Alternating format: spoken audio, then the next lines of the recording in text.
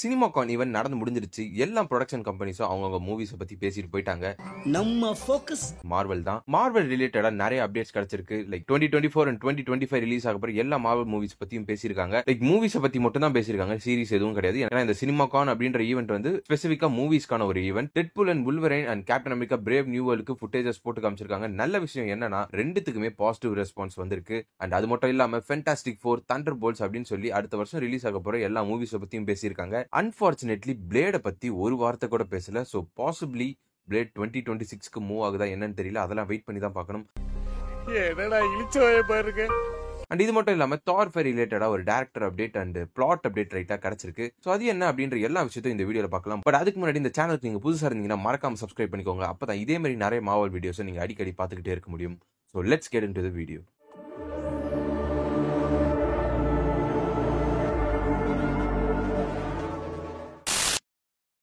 So first Deadpool and Wolverine start பண்ணலாம். First 9 minutes of Deadpool and வுல்வரைனை போட்டு காமிச்சிருக்காங்க.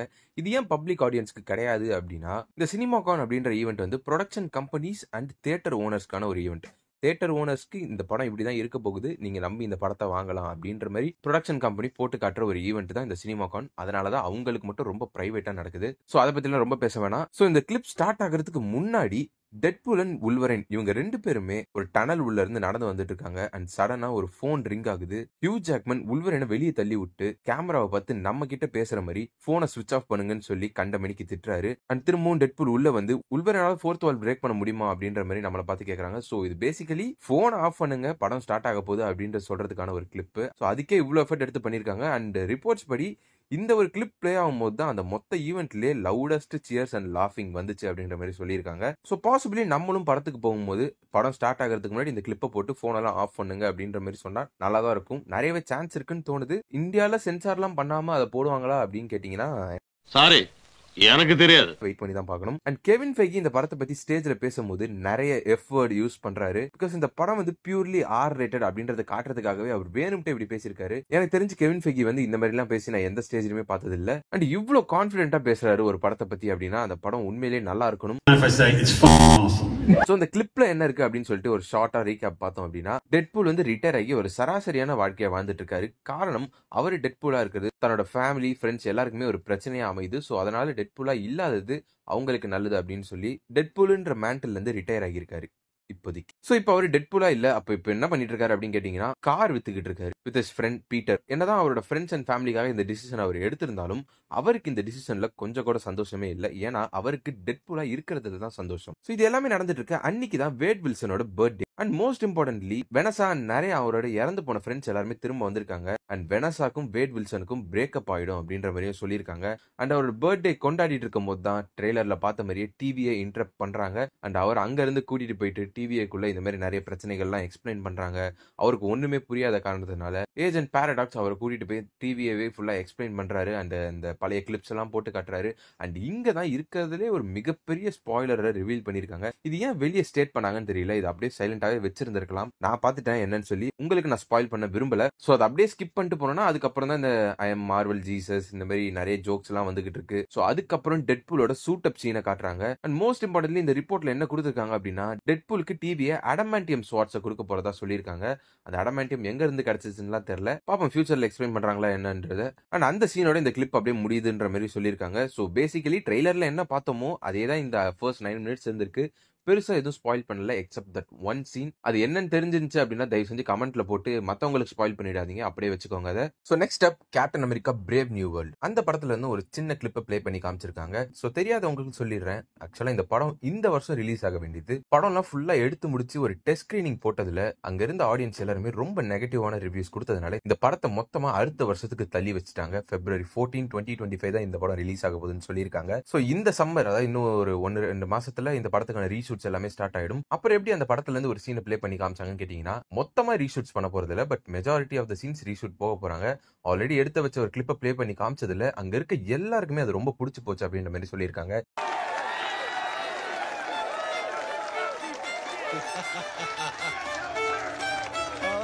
ஏன்னா இன்டென்ஸான ஆக்ஷன் சீக்வன்ஸ் அப்படியே லைன் பை லைன் வந்துகிட்டே இருக்கு அப்படின்ற மாதிரி சொல்லியிருக்காங்க. ஸோ அந்த கிளிப்ல பேசிக்கா என்ன நடக்குது அப்படின்னா, ஹாரிசன் ஃபோர்ட் வில்லியம் ஹர்ட்டை ரீப்ளேஸ் பண்ணியிருக்காரு as Thunderbolt ராஸ். அவர் வந்து கேப்டன் அமெரிக்கா இருக்காருல்ல சாம் வில்சன், அவர்கிட்ட அவெஞ்சர்ஸ் டீமை ஃபார்ம் பண்ண சொல்லி கேட்கிறாரு. ஸோ இந்த படமே பேசிக்கலி அவெஞ்சர்ஸ் டீமை ஃபார்ம் பண்றதுக்கான அந்த அடித்தளமா தான் அமைய போகுது. அண்ட் ஐசையா பிராட்லி இருக்கார்ல, அவரை வந்து கைண்ட் ஆஃப் வின்டர் சோல்ஜர் மாதிரி போர்ட்ரே பண்ணியிருக்காங்க அப்படின்ற மாதிரி இந்த ரிப்போர்ட்ல சொல்லியிருக்காங்க.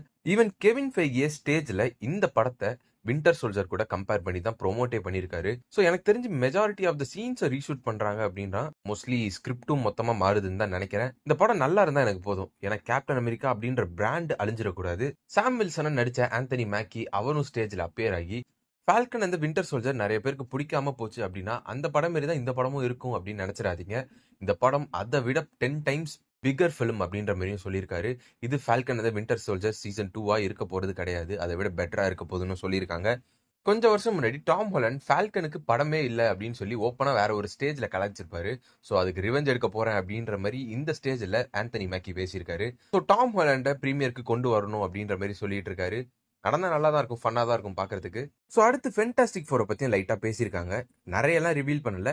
இந்த படத்தை நாங்க ஃபுல் அண்ட் ஃபுல் ஐமேக்ஸ்ல ஷூட் பண்ண போறோம் அப்படின்ற மாதிரி சொல்லியிருக்காங்க. இப்பதான் ரீசெண்டா காஸ்டிங் அப்டேட்ஸ் எல்லாம் கொடுத்து முடிச்சாங்க. அண்ட் இந்த படத்தோட ஷூட்டிங் இன்னும் கொஞ்ச நாள்ல இந்த சம்மர்லேயே ஸ்டார்ட் ஆக போகுது. ஸோ ஹோப்ஃபுல்லி இந்த படமும் பயங்கரமான ஹிட் ஆகும்னு நம்புவோம். எனக்கு பர்சனலி இந்த பிரான்ச்சைசிக்கு மார்வல் ஒரு ஜஸ்டிபிகேஷன் கொடுத்தே ஆகணும். ஸோ ரீசெண்டா அவங்களோட ரைட்ஸ் எல்லாம் திரும்ப வந்ததுக்கு அப்புறம் எக்ஸ்மேனை வச்சு பூந்து விளையாடிட்டு இருக்காங்க. எக்ஸ்மேன் 97 எத்தனை பேர் பார்த்துட்டு இருக்கீங்கன்னு தெரியல. பார்த்தவங்களுக்கு நான் என்ன சொல்ல வரேன்றது புரியும். லாஸ்ட் எபிசோடு பயங்கரமான ஒரு episode. Gambit was OP in that episode.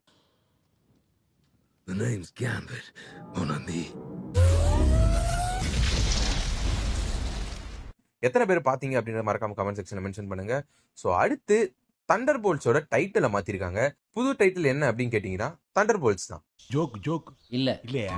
மேல ஒரு ஸ்டார் மட்டும் புதுசா வந்திருக்கு. சோ அத ஆஸ்ட்ரிக்னு சொல்லுவாங்கல்ல. சோ இத பத்தி இப்போதைக்கு பேச வேண்டாம், படம் ரிலீஸ் ஆகிற டைம்ல பேசிக்கலாம் அப்படின்ற மாதிரி கெவின் ஃபெய்கி இந்த பிரசன்டேஷனை முடிச்சுக்கிட்டாரு. சோ நிறைய ரிப்போர்ட்டர்ஸ் என்ன சொல்றாங்க அப்படின்னா இந்த படத்தோட title towards the end of the movie Dark Avengers அப்படின்னு மாறும் அப்படின்ற மாதிரி சொல்றாங்க. Which is logically possible.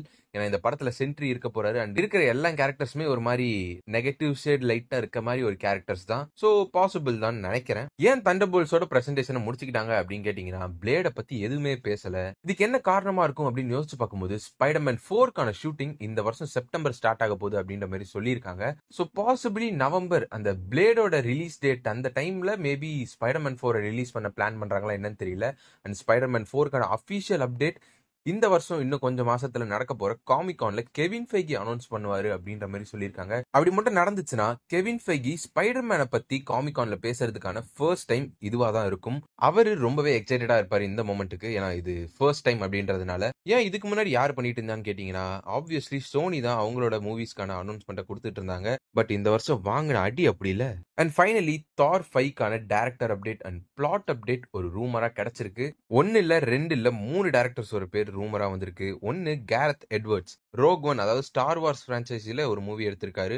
ஆக்சுவலா அந்த படம் ஒரு பெரிய ஹிட் ஆயிருக்குன்னு தான் நினைக்கிறேன். நான் பார்த்தது இல்ல. கிரிட்டிக் வைஸ் பார்க்கும்போது நல்ல ரேட்டிங்ஸ் தான் இருந்திருக்கு. டார்க்கான ஒரு மூவின்னு தான் நினைக்கிறேன். எட்டர்னல்ஸோட டைரக்டர் அவங்களும் வரலாம் அப்படின்ற மாதிரி சொல்லியிருக்காங்க. அண்ட் தார் 1ஓட டைரக்டர் ரிட்டர்ன் ஆகலாம். இது 3த்துக்குமே வாய்ப்பு இருக்கு அப்படின்ற மாதிரி சொல்லியிருக்காங்க. இதுல நல்ல விஷயம் என்னன்னா கண்டிப்பா தார் 5 ஒரு டார்க்கர் டோன்ல தான் இருக்கணும் அப்படின்ற ஒரு முடிவு எடுத்திருக்காங்கன்னு தோணுது. கெட்ட விஷயம் என்னன்னா க்ளோவேஜாவும் சரி தார் 1ஓட டைரக்டரும் சரி 2 பேருமே ஃபேன் ஃபேவரட் மூவி அப்படின்னு சொல்லி MCUல இன்னும் கொடுக்கல. என்னதான் எட்டர்னல்ஸ் ஒரு டீசென்டான மூவியா இருந்தாலும் அது ஒரு ஃபேன் ஃபேவரட் மூவி இல்ல. தார் 5 கிறிஸ் ஹெம்ஸ்வொர்த்தோட லாஸ்ட் தார் ஃபிலிமா இருக்கலாம் அப்படின்ற மாதிரி சொல்லிட்டு இருக்காங்க. அது ஒரு பெரிய சென்ட் ஆஃபா தான் இருக்கணும். அண்ட் பத்தாவதுக்கு எட்டர்னல்ஸ் 2ஓட ஸ்டோரி லைனையும் தார் 5ஐயும் ஒரே ஸ்டோரியா கொடுக்க போறாங்க அப்படின்ற மாதிரி சொல்லியிருக்காங்க. Which is good. ஏன்னா எட்டர்னல்ஸ் 2 நீங்க தனியா எடுத்துட்டு வரும்போது அதுக்கு பெரிய ரீச் இருக்காது. பட் தார் மாதிரி ஒரு கேரக்டர் இருக்கும்போது அது கண்டிப்பா ஒரு பெரிய ரீச்சா இருக்கும்.